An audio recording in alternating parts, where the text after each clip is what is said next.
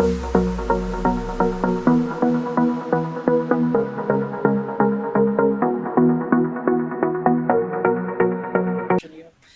next speaker is like here with us, Hemant Sahal. Hemant, like you can just say namaste to all our inaugural speakers. Yeah, yeah.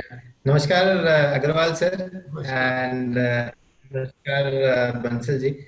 I'm going to speak a lot about what Agarwal sir has brought to Indian education. I'm going to talk about OBE and how it connects to everyday teaching learning processes. Oh, good, And good, very it good. is, I think institutions are finding it very useful to have more data to drive and monitor how the classes are progressing. Very good. Great, And sir. So this let me like end the inaugural session here and namaste to our speakers and requesting Hemant Sahal from Cole to take over the next session. And Hemant is a great technology innovator, and his company Cole is doing great work in terms of like helping higher education institutions adopt technology for better learning practices, better administration of the whole higher education ecosystem from the admission to the exit of the student. So I think, Hemant, if you can take over and start your session. Thank Right? you. Thank you so much, sir. Thank you so much. Before I leave, I must say thank you to Dr. Agrawal sir. Thank you for your great Thank you, insights. Raj. Thank you so much. See you. Thank you, thank you, Raviji. Thank you, Hemant. We'll meet more often in other platforms as well. Thank you, Abhishek, and thank you, Akash, for calling me over. And stay safe. Thank you. You too, sir. Thank you, Bansalji. Thank you. Okay, thank you, Dr. Ravi. It's always a pleasure to be, with ELECH and the events. A wonderful opportunity to interact with the education leaders. Thank you to ELECH, which has been continuously innovating, and I think the kind of platform ELECH has created over the last 3 months, it has helped a lot of institutions. My personal experience from last few sessions has been where a lot of institutions have come back, have discussed with us, and we're actually happily working with some institutions right now, where we got a chance to interact through your platform. So congratulations, Dr. Ravi, and I wish you the very best in more activities and events like these. So with this, I would just quickly share my screen so that, okay, I hope everyone can see the screen. Yes, yes. Okay, perfect. So I would take about 10 minutes to share why it is important to have a digital campus on the cloud. We cannot have a broken technology experience. We cannot have too many different technologies all broken up. So, Colpol is a campus management, digital learning and examination platform for education institutions. It has about 40 plus technologies which are modular, which means you can take a limited technologies initially and then gradually adopt more. It's a completely mobile first platform. We all know all the institutions faced issues with the web-based solutions because not all the students had laptops. Some forgot their laptops at the hostels. So there were a lot of troubles with the only web-based technology. I think mobile apps are very important.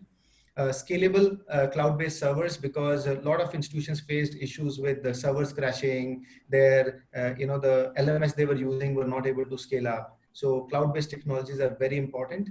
Ready to integrate API architecture. So I know almost 90% of the institutions were using Zoom or Microsoft Meets or Google Meet separately, and their LMS separately. There was no connection. So it is important to have all the softwares connected and integrated, and it needs to keep evolving. New things need to have. So that's where at Colpol we have monthly updates and a very short implementation time because we can't take too long to get rolling.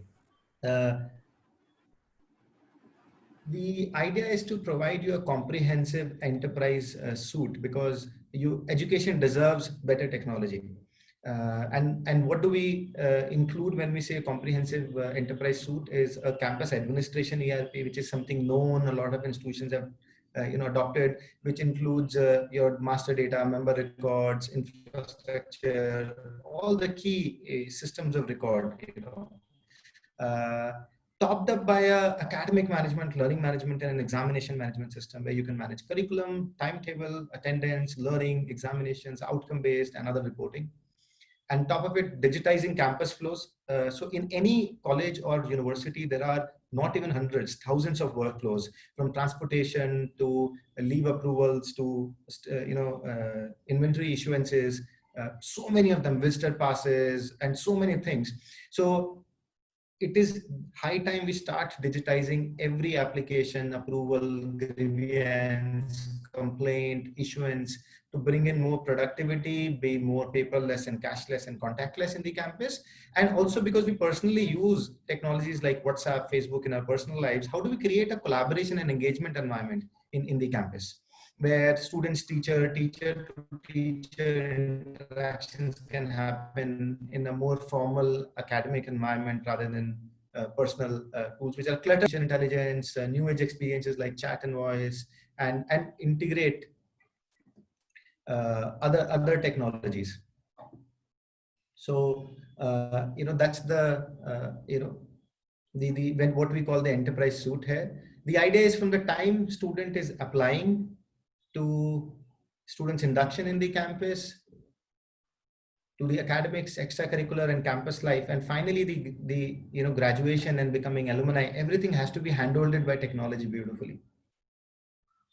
So when we work not just as a software provider, we work as a technology partner, where we not only provide you 40 plus technologies, we also continuously solve new problems, integrate multiple solutions. For example, right now, a lot of institutions are collecting fees online. So integrating with their accounting solutions like Tally become very, very important.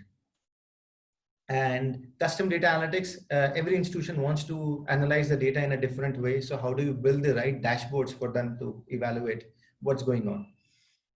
So I'll talk about very briefly about how you can have a digital campus on the cloud, which has these 4 key layers, which we just talked about. So quickly talking about the campus administration, it is important for you to have all your data organized, whether it is your department, program, student records, faculty records, the admissions data, having all the records properly for your compliance and the government.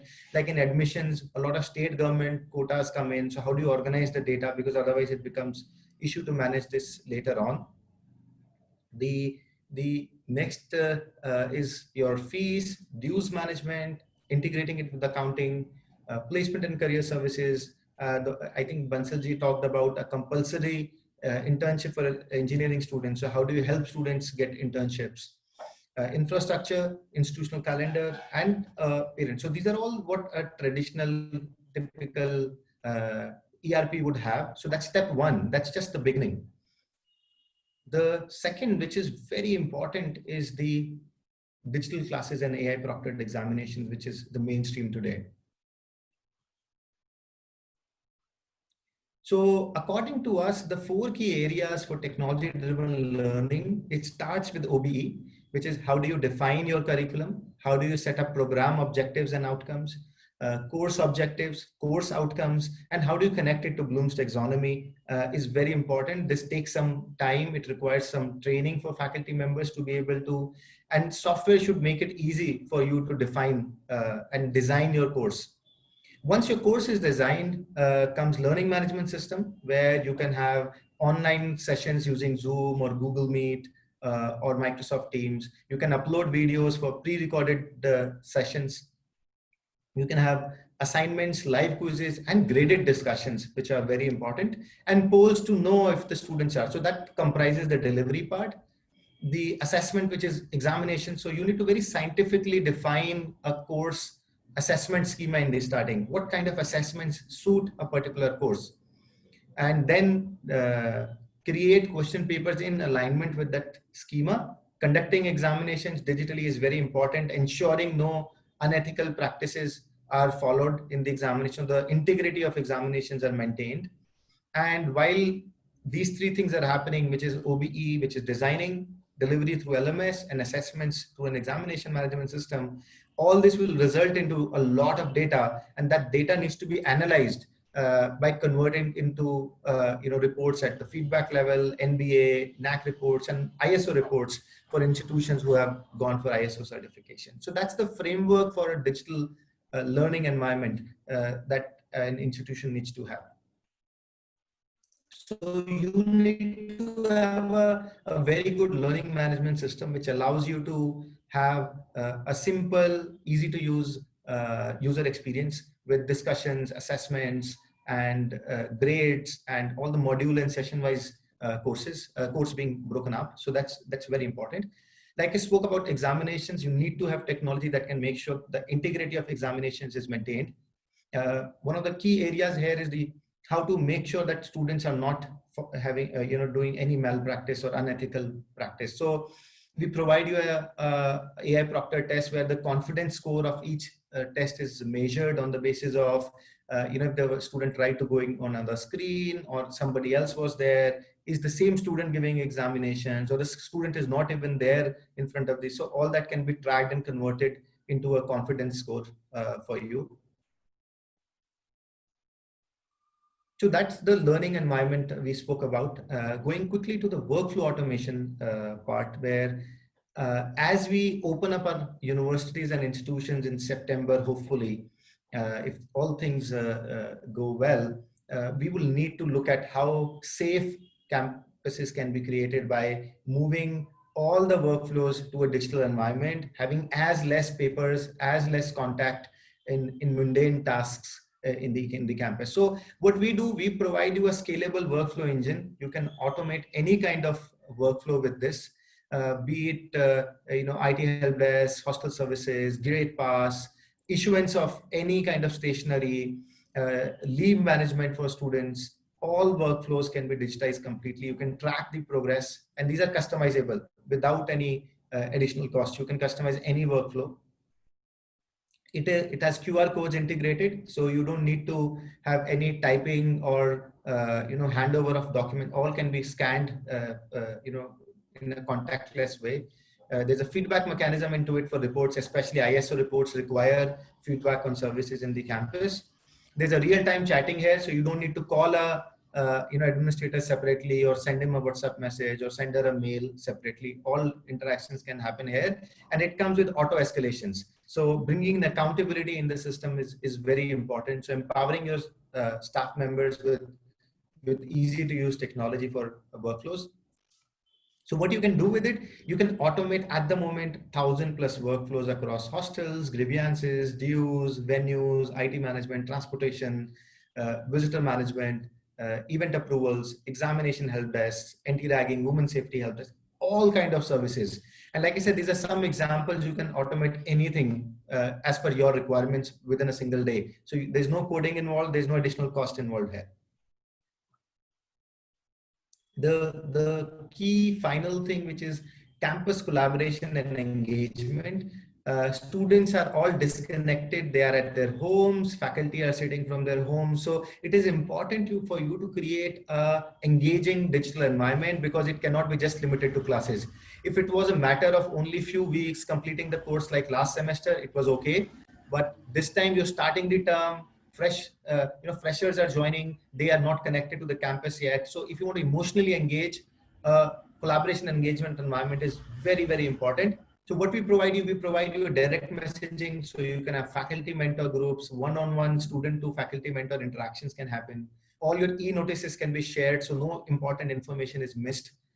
All the online activities or events, like we know a lot of institutions where we work have done selfie challenges, they have done poetry challenges to engage the students in an interactive and emotional way. And finally, doing a lot of polls and surveys to understand what your students feel, what your faculty members feel. So creating a campus social network, which is safe, no phone numbers are shared. It's, so students and faculty members can have all the institution related discussions here. Creating communities around interest areas like artificial intelligence, machine learning, or data analytics. Language groups, if students want to learn new languages, faculty members can create groups here. So creating that very powerful digital environment for all the stakeholders to interact. So the whole platform is hosted on the AWS cloud. It is highly secure, highly scalable. We use all advanced technologies for streaming and all those technologies to make sure it's a world-class, safe and secure, scalable system for you. The idea is we would like to aid end-to-end digital transformation so that you can truly have a digital campus. So whether it is communication, whether it is teaching, your workflows, the payments in the campus, examinations, and how do you take decisions. So moving that from a pre-digitization era to a more digitized era is something, the transition where we can be a true technology partner to you. We want to make sure that we bundle up 20, 30, 40 different things that you've been using in the campus into one to help you achieve academic excellence, more satisfaction, because teachers are troubled right now using too many tools. Students are troubled having too many apps and trying to, juggle between too many solutions. Help you reduce administrative costs. Cash flows are an issue for almost every institution right now. So helping you reduce administrative costs and improve the efficiency so that institutions can come back to the normal with the help of technology. We work with some of the best institutions in the country. So we work with Ashoka, Jindal, Chitkara, Shobit University, IHMR, and several good universities and more institutions. These are some of them. We work with several institutions, and we are proud to work with them and be their technology partner. So that's anybody who's keen to know more, please write us an email at team@Kolpol. We'll be happy to answer any questions or a personalized demo for you. With that, I would end the discussion. If there are any questions from the audience, Abhishek, I'll be happy to take them. Thank you, Hemant. Thank you for this wonderful presentation. We have some questions, Hemant, if you can open QA round. Okay. Dr. Pranveer Singh have asked, can Kolpol give the flexibility in registration, choosing teacher and class? So any kind of flexibility directly provided by the Kolpol platform, sir? Yes. So Kolpol platform has a concept of class groups, which are flexible groups where students and faculty members can be mapped in a very flexible way. They can come from different programs. They can come from different years as well. The specific question was around course catalog, how you can create a catalog of courses where students based on prerequisites can register for those courses. That's a very customized solution we do with institutions because every institution follows different prerequisites. Whether you follow a university core, university elective, school core, school elective structure, or do you have a single bouquet? So we can work on creating a customized course bidding and a course catalog solution for the institution. I think Dr. Pranveer got his answer. So next question is asked by Ms. Lata Sukla, that she wants to know what are the minimal computer literacy that I need to have to be effective in life science. Could I use the internet resources without having the ethical issues? So, yes. So I think, it depends on what kind of technology are we providing. If the technology is easy to use, and if you look at Kolpol, we have created the system similar to if you are using WhatsApp and email and Facebook tools, you will find it very easy to use Kolpol as well. And if you use it for, I think, a few weeks, you will get familiarized with the platform very, very quickly. And it also depends on how the technology partner is listening to your feedback to make the system more intuitive, because we can't say that now it is intuitive and it is perfect. It has to continuously keep growing. And Raju Chandrasekhar has asked, are these classes online? If yes, then how many students can attend at the same time? Also, is it a two-way interactive? Yes, that's a very important question, that scale. And that's what I was saying, that most institutions who are using, let's say, Moodle, faced issues in scaling up suddenly. And that's where I think it's not just, so see, people think that, okay, we can move our platform from a on-premise server to a cloud server, and that's it. It doesn't really stop there. It's not a question of just having a cloud server. It's a question of leveraging the cloud server in the right way.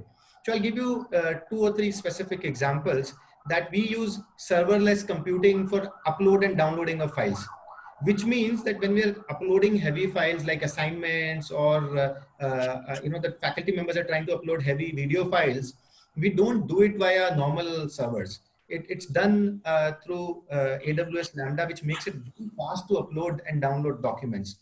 So if you want to do it on a on-premise server, it won't be possible because they won't be able to give you the power of the supercomputing that cloud would give. That's one example. Secondly, media conversion. For example, when you're uploading video, any video you upload has to be converted into a streamable format, so that when students are viewing it, they can stream it rather than downloading the whole video at once. Again, if you want to do that on a cloud server, you can use tools like Media Convert, which AWS provides, which makes it very fast and efficient to upload files. So when we say that it has to be, I think scalability will come when we not only just move to cloud, but we're also using cloud technologies very effectively. That each use case deserves a different technology on the cloud. So that's the answer to how to scale up and how number of people. And second, yes, Colpol platform is real time. It's in both the sides. Faculty and student members can have chatting from both the ways. There are discussion forums where faculty members can set the rules for discussions, and they can also give marks to students for the kind of critical thinking they're showing in online discussions. That's great, sir. And one general question, Hemant, I'm asking that right now COVID situation has pop up and virtual education is the new normal. So what your suggestion to maintain the quality of education in this virtual education? Right now we are not having the face-to-face classes. So what your suggestion, what the best practices we should follow that can institutions and through your platform also to maintain the quality of the education now? Perfect. No, very valid question, Abhishek. So the answer is there is a scientific side to it and there is an artistic side to it. Like there is an art and there is science. The science is if you follow OBE scientifically in your teaching, like you define outcomes, you define objectives, and your learning management system has OBE integrated into it, that every time a teacher is teaching, they are marking which topic are they covering, what level of Bloom's taxonomy this topic connects to. And every time you're doing assessments, like, you're giving an assignment, you're giving a quiz, you're also mapping, okay, what outcomes am I going to measure or assess with this quiz or assignment? Then that kind of data that you can have, that tells you what kind of progress is happening in the class. So that is the scientific part. I think being more data driven and measuring learning outcomes is very important. The second is the art side of it. The art is that students have to be happy. Yeah. Right? It cannot be just scientific, right? So that would only happen when you are able to engage your students proactively. Today's generation has very low attention span, right? They are very, very impulsive. So how do you continuously engage them? And these are the guys who are using Instagram, Snapchat, TikTok, 20 technologies. So you have to think of how to use similar technologies, not on those platforms, but in your learning management system, in your digital campus solutions. Do you have an option to directly interact, chat with them?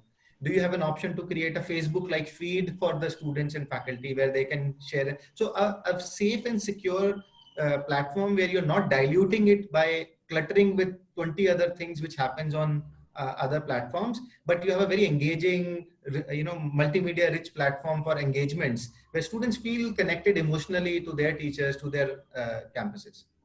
And Hemant, one more question is on the general words of the higher education. So recently we got the result of CBSE of class 12th and class 10th. So if you see the percentage of many students get the more than 95% in class 12. If you compare to the 2019 result, so there is a double hike there.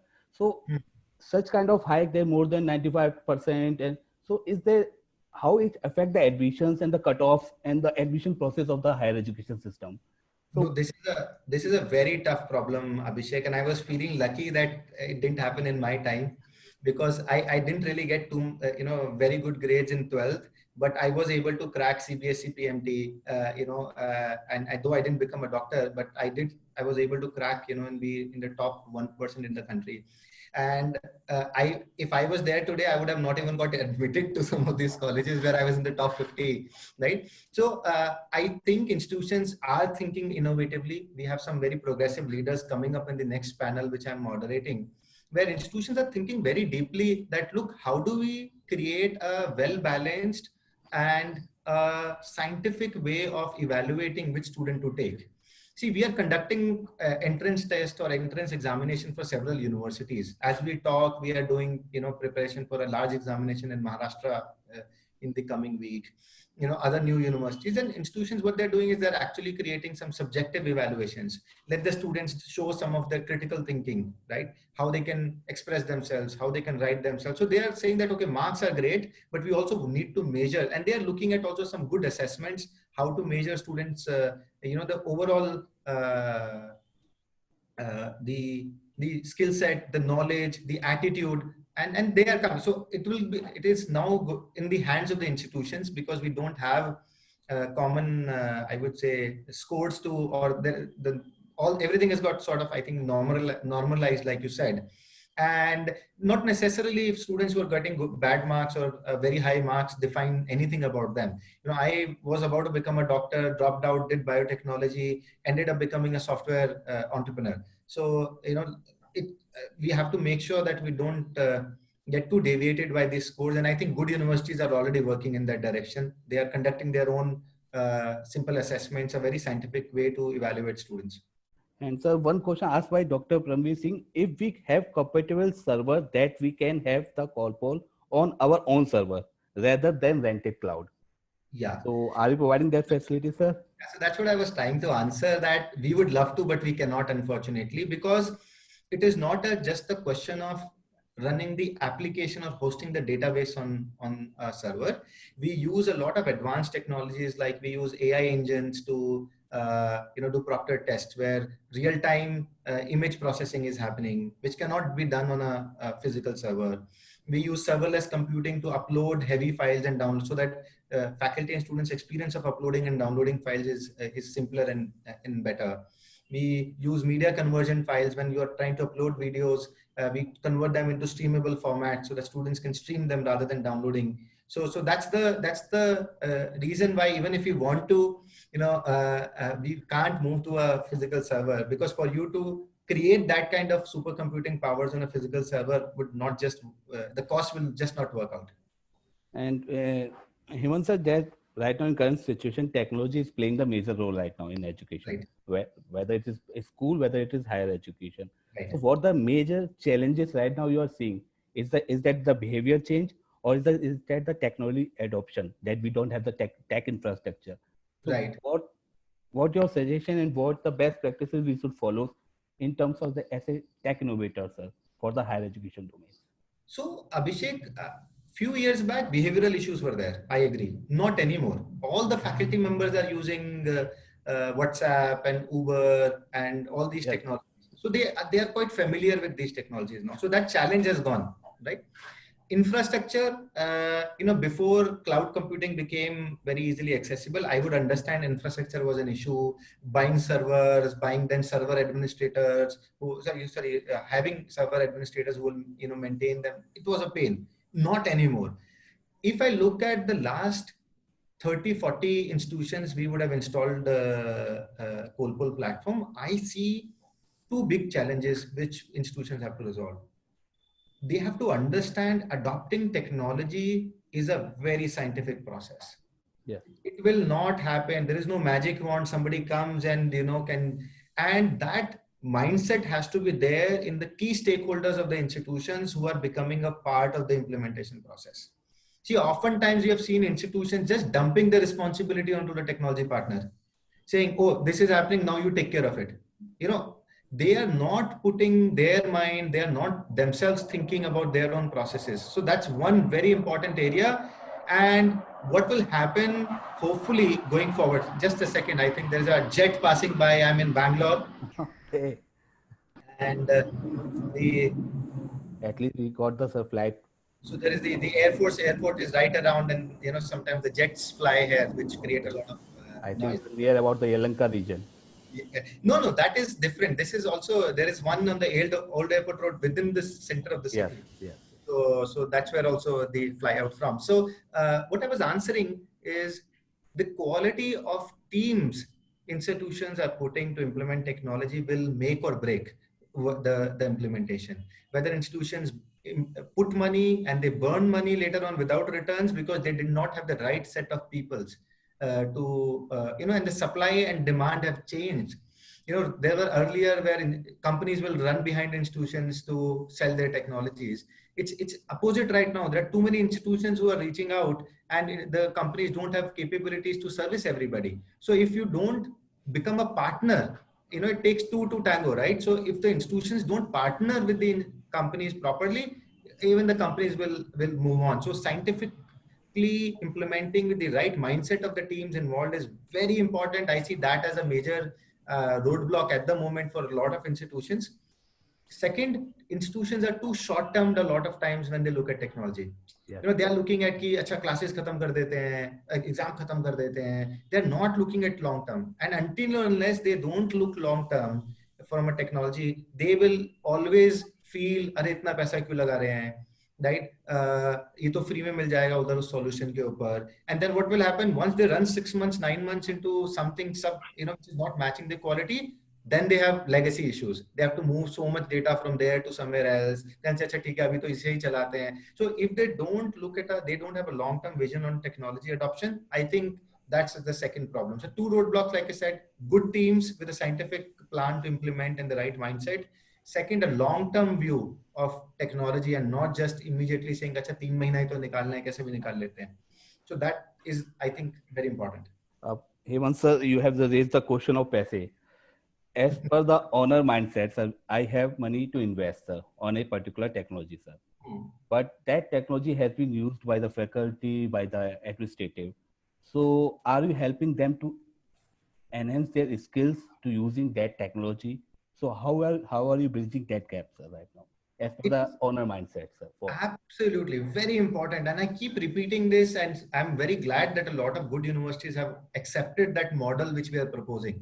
So we propose a model of return on investment, right? So we say, don't look at you are investing 150 rupee, you are investing 600, you are investing 1000, you are investing 5000 per student. It doesn't matter. What you should look at is what is the return on it. If I'm putting 150, am I getting the value of 300? But if I put 600, am I getting the value of 6,000? So what will you prefer? You will get a value of 300 on a 150 investment, or would you want a 6,000 return on a 600 investment? So the question is of looking at the right metrics to measure that, right? And that's where I think quality teams become important, because what we have seen, there is somebody sitting in their IT department with a checklist and he's saying, अच्छा ये भी है, ये भी है, ये भी है, चलो ठीक है. अच्छा ये दोनों में तो इतना ही है, तो ये इतना पैसा क्यों ले रहा है? Because they are not looking at the quality of the services. They are not looking at the user experience. They're not looking at, will this company be able to continuously grow and the platform to keep meeting my requirements, right? Or is it a one-time software that it will not get updated at all, right? So I think for the institutional owners or the promoters and the trustees, it is important to measure that what will be my metrics to measure the return on what I am going to put in this. That is critical. And it is the responsibility of technology partners like us to help the promoters define that metrics. कि अच्छा sir देखिए आप इतना पैसा canteen में लगा रहे हैं, आपकी बिलिंग ऑप्टिमाइज हो जाएगा, राइट? आप टीचिंग में इतना एफर्ट लगा रहे हैं, आपकी ये डेटा ड्रिवन से लर्निंग आउटकम्स बढ़ जाएंगे, how will that result into better placements? So it is our responsibility to put that metrics. Second, skilling. I think if you build technology which is easy to use and you have the partners who are regularly improving, I am not claiming that Polpool is the best platform in the world. We keep facing issues where faculty says ye bahut difficult hai karna, can you make this? So what we do is we keep our ears and eyes open, right? And we try to balance, because one institution's user experience can be very different and दूसरा आकर exactly opposite shit बोल सकता है, नहीं वैसा मत करो, ऐसा करो, right? Right. Then we have to go back to the basic principles and say, what is a good user experience? And that's why I'm very glad to share, we are backed by some of the top creators who are helping us, build a platform. Okay. Akash, could you mute others? Okay. That's my answer to Hi. that. Hello, Hemant. Hello, how are you? Abhishek. Hello. Hi, ma'am. How are you doing? Namaskar. How are you? I'm fine, ma'am. So, ma'am, I just request you, could you, ma'am, switch off your mic and video? We're just closing this session. Then we are moved to the next panel. So that's my answer to that, Abhishek, that, you have to continuously make teachers and administrators a part of the growth and the technology. And it should not be just one person sitting in the IT department who's, telling you, because they don't care for the user experience. So teachers, administrators have regularly, they have to share their feedback. They have to continuously work with their internal IT departments. IT departments have to be the bridge between technology companies and the internal stakeholders to make sure, see, we are just starting. Education mein people were not valuing technology. 90% of the institutions did not, even today, do not have proper enterprise technology in their institutions, right? या फिर जिन institutions ने खरीदा भी था, it was lying down. It was like a, like we buy a treadmill and then उसके ऊपर कपड़े सूख रहे होते हैं घरों में, right? Yes. So technology was like that. They bought, it was sitting, but we are just starting, and we are very glad institutions are now proactively adopting, they're proactively implementing technology. So we're just getting started. Everybody has to pull up this, their socks. Like, we have to, as technology players, we have to be proactive in understanding what are the gaps, what are the requirements. Teachers have to become more proactive and speak, share their feedback, and institutions have to become more proactive and saying they have to invest. It is not only about advertisements. It's not only about fancy buildings. It is also about investing in good technology. And they cannot make their teachers and students suffer by saying, "ठीक है, Zoom पे class ले लो, Google Drive पे तुम अपना assignment upload कर दो, right? और fees के लिए तीसरे platform पे चले जाओ." They will have to invest in well-connected, good technologies which are meant for education, and that's what we see as the future. अच्छा, well inputs Hemant sir. And सारी बात सर घूम के एक बात पे आती है sir, regarding pricing sir. Many people are asking regarding pricing, so I just request you to give some light, कुछ रोशनी डालें sir. Okay, so from a pricing, I think we work with the institutions to understand first their requirements. See, there is no so we have certain standard pricing that we follow, but we also first, even before we talk about pricing, we like understanding the institutions, right?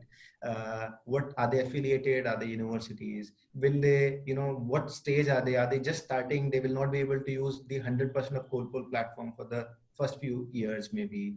Are they already evolved? What usage are we expecting? See, I'll give you an example. We work with OP Jindal Global University for last 4 years. And the platform has extremely high usage, right?